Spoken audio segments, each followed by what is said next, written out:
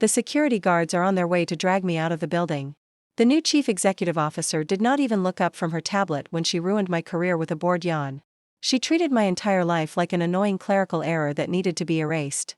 However, she had no idea about the hidden documents inside my folder that could destroy this multi-million-dollar corporation.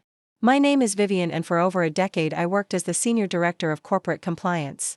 My job was simple but incredibly important because I kept this massive shipping company out of federal prison. Under our old leader Thomas Vance, we operated with absolute transparency and complete honesty. He valued the rules, and he always respected my position because he knew safety mattered more than flashy profits. Everything changed when Thomas passed away and left a massive power vacuum at the top of the firm. The board of directors decided to hire Victoria, who was an aggressive young executive with an expensive degree. She did not care about logistical networks or safety regulations at all. Victoria only cared about corporate buzzwords and changing the company image to match her personal ambition. She arrived on her first day with a massive entourage of highly paid consultants who immediately disrupted our peaceful workplace. Within 3 months, Victoria began firing our most experienced managers without any warning. I watched from my quiet corner office as she replaced industry veterans with automated software programs that were completely broken. She thought I was just a useless leftover employee who would never fight back against her power. Suddenly my department began getting bypassed entirely for major international financial transactions.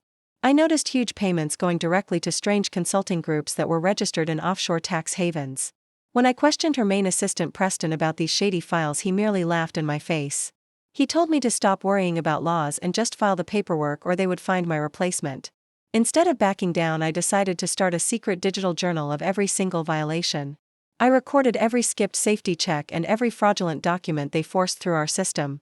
I knew that the higher Victoria climbed, the harder she would eventually fall when the truth emerged. I sat alone at night watching the city lights, knowing I held the evidence to destroy her entire universe. The situation turned completely dangerous over the following weeks as the company began running out of money. Victoria started cutting small employee benefits and even removed our daily coffee service to save cash. She then sent an email announcing that my independent compliance department was being dissolved and placed under public relations. They wanted us to stop enforcing federal regulations and start hiding their illegal activities from the public. Later that afternoon, the new human resources manager Harper walked into my office demanding my old identification card. She claimed everyone needed to upgrade to a new facial recognition system by the end of the week. I knew she actually wanted to deactivate my security clearance and erase my digital footprint. I lied and told her I would hand it over later because I needed to finish an official report. They did not realize that my specific employee badge was actually a powerful monitoring tool. Years ago, after a minor financial scandal, the original board created a secret security initiative called Project Glasshouse. They gave me a special encrypted tracking device disguised as a normal plastic identification card. Every time I entered an executive room, it recorded the digital metadata and proved exactly what happened inside. I spent the next 3 days collecting massive amounts of digital evidence at every executive meeting. I walked through the hallways letting my encrypted card absorb the digital footprint of their white-collar crimes. On Friday morning, a calendar notification popped up inviting me to a mandatory leadership review meeting. I knew this was the moment they planned to terminate my employment and silence me forever. I arrived at the executive boardroom right on time and scanned my special badge at the door. The security system logged my entry and automatically activated the final tracking sequence across the entire network.